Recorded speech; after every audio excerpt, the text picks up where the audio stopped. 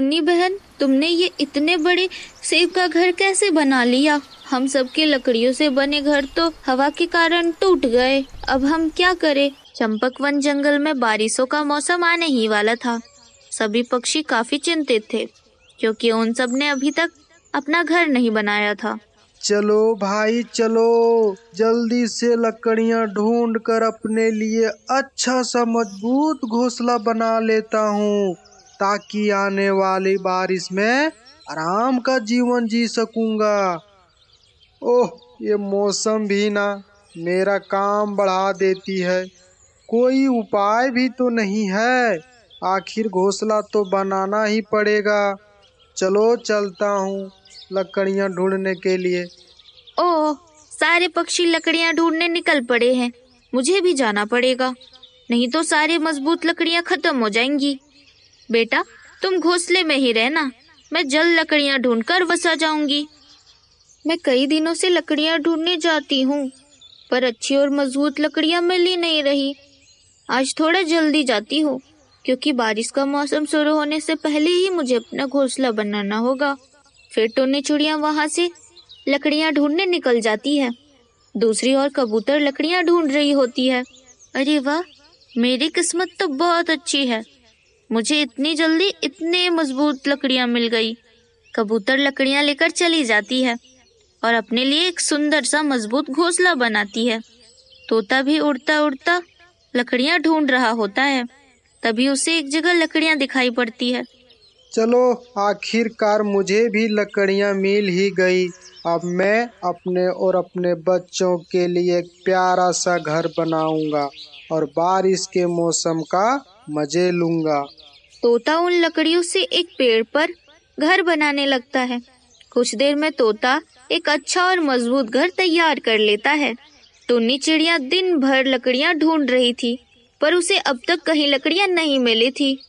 मैं कई दिनों से लकड़ियां ढूंढ रही हूँ, लगता है आज भी मुझे लकड़ी नहीं मिलेगी। तभी अचानक टुन्नी की नजर एक स्थान पर पड़ी लकड़ियों पर पड़ती है और वो बहुत खुश हो जाती है। मिल गई मुझे भी लकड़ियां। अब मैं भी अपने लिए एक सुंदर सा घर बनाऊंगी और इस बरसात में अपना गुजारा कर लूंगी। चिड़िया लकड़ी लेकर अपने घोंसले में लौट जाती है।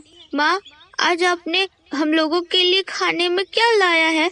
मुझे बहुत जोर से भूख लगी है। चिंकू बेटा, आज मैं दिन भर लकड़ियां ढूंढते रह गई, इसलिए कुछ खाना नहीं ला पाई। पर तुम चिंता मत करो, मैं अभी कबूतर बहन से कुछ खाना मांग कर लाती हूँ। चिड़िया उन लकड़ियों को वहीं छोड़कर कबूतर से कुछ खाना मांगने चली जाती है। इधर कौवा अभी भी लकड़ियों की तलाश में भटक रहा था। वह उड़ते उड़ते चिड़िया के घोंसले के पास गया और उसकी नजर वहां पड़ी लकड़ियों पर पड़ती है।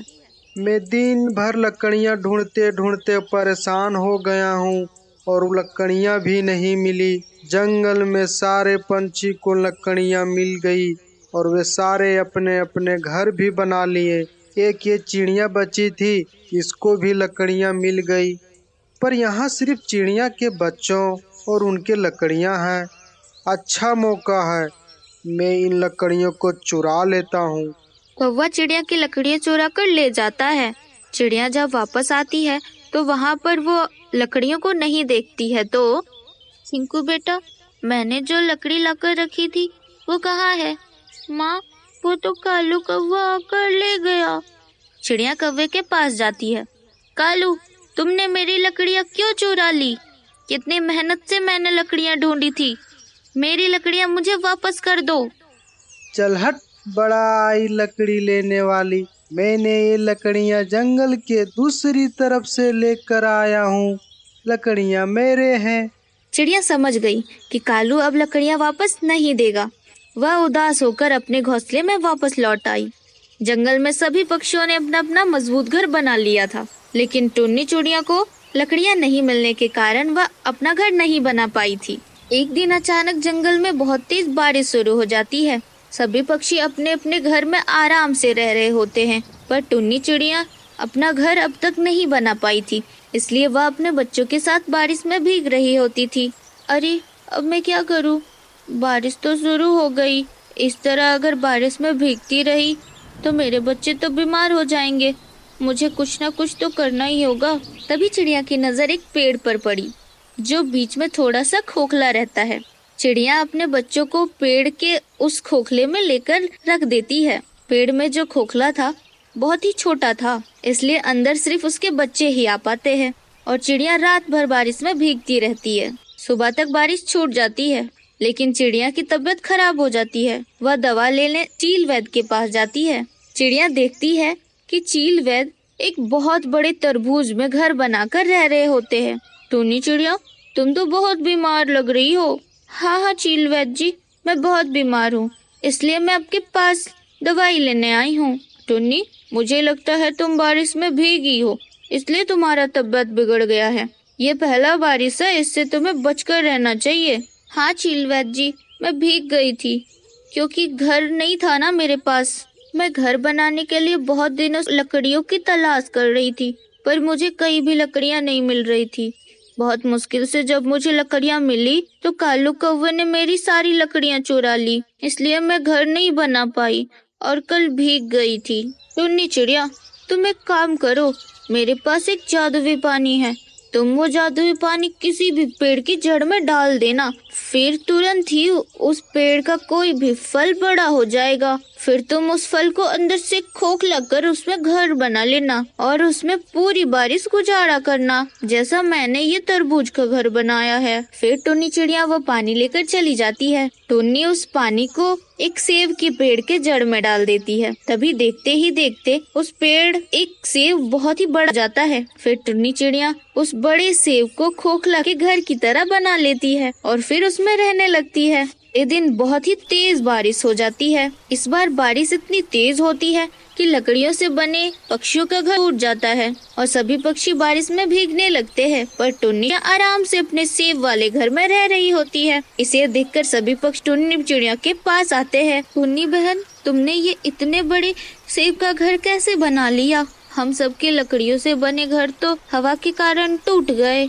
अब हम क्या करें? हम सब पक्षी तो भीग रहे हैं। हाँ टूनी चिड़िया, तुमने ये घर कैसे बनाया बताओ, ताकि हम लोग भी ऐसा घर बना लें। मैंने कुछ भी किया है, ये सब तो चील वैद्य जी का कमाल है। चील वैद्य जी ने मुझे जादुई पानी दिया था। इस पानी को मैं सेब के पेड़ के जड़ में डाला, जिससे कि उस पेड़ का एक सेब बहुत बड़ा हो गया और उसमें मैंने अपना घर बना लिया। तुम सब भी चील वैद्य के पास जाओ और पानी ले आओ, फिर सब कोई अपना अपना घर बना लेना। फिर सभी पक्षी चील वैद्य के पास चले जाते हैं। चील वैद्य जी, आज बहुत ही तेज बारिश हो रही है, इसलिए हम सब पक्षियों के घर उड़ गए और हम बारिश में भीग रहे हैं। आपने टुन्नी चिड़िया को जो पानी दिया था वही हमको भी दे दो ना, ताकि हम भी अपना घर बना ले। ठीक है, मैं पानी दे देता हूँ, लेकिन इस कालू कौवा पानी नहीं दूंगा। ये कालू कौवा बहुत ही ज्यादा बुरा है। इस टुन्नी चिड़िया के लकड़ियों को चुरा लिया था